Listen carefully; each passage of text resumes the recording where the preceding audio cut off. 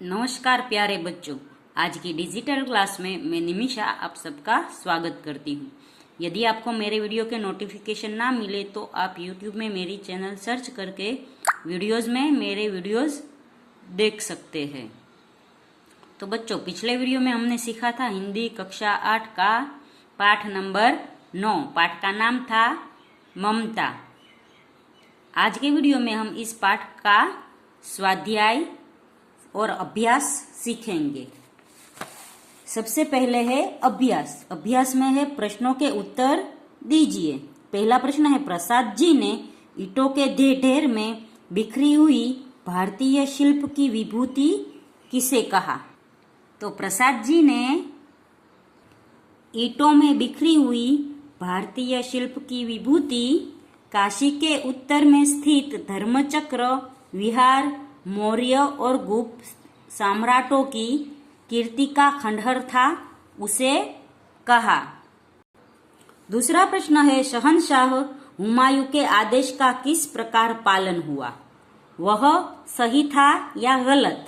अपने विचारों में स्पष्ट कीजिए।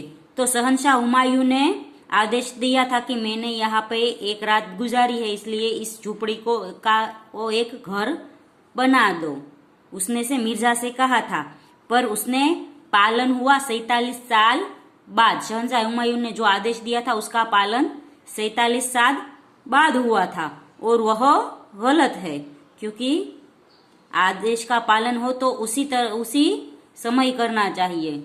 क्योंकि 47 साल के बाद जब वहां सैनिक आया और वहां पे मकान बनाने की बात कर रहा था, तो ममता है वो अपनी मरण पथारी पर थी, इसलिए हमें जो आदेश दिया जाए तभी उसका पालन करना चाहिए।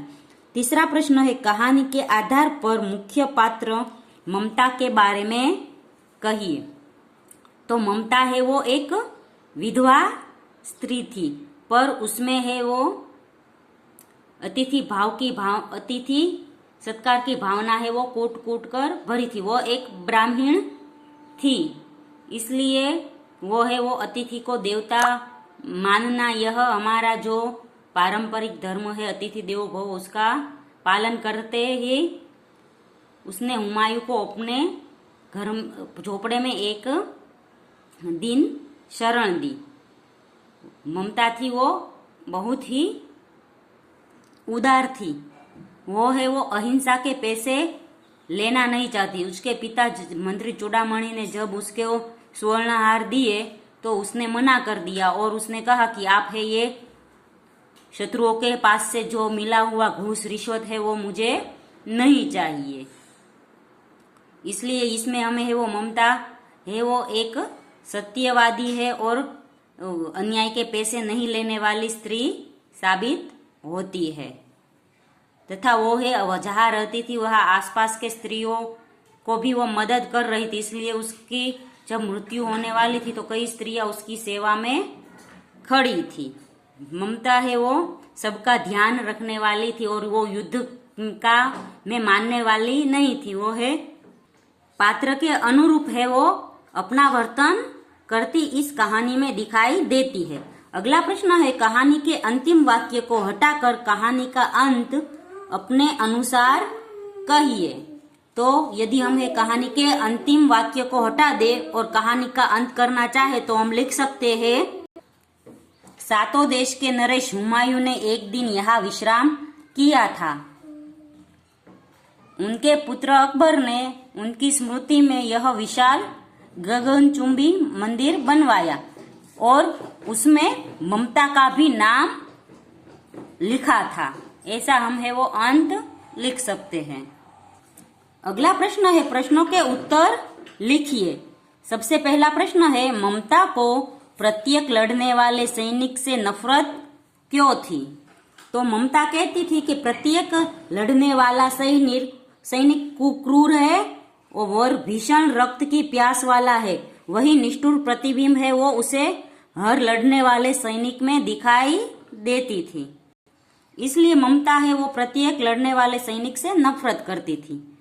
दूसरा प्रश्न है, ममता की झोपड़ी में आश्रय मांगने कौन आया?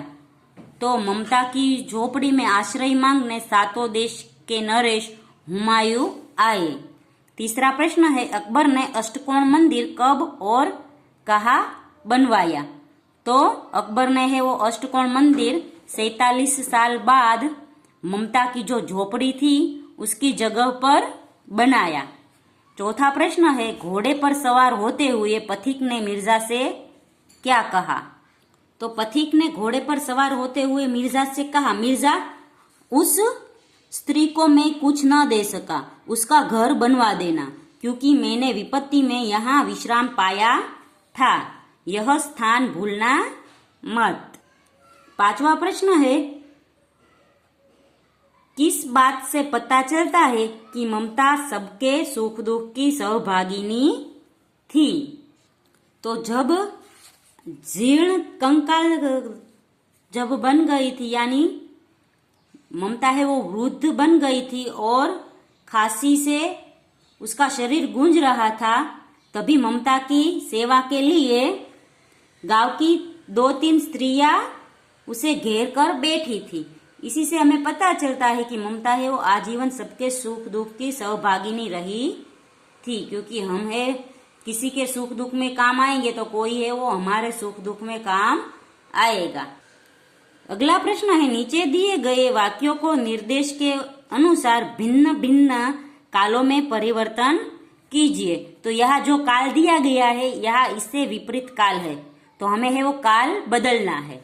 पहला है तेनालीरामन के बारे में अनेक कहानियां प्रचलित है, तो है यानी वर्तमान काल है, तो इसका हमें भूतकाल बनाना है। तो वाक्य बनेगा तेनालीरामन के बारे में अनेक कहानियां प्रचलित थी।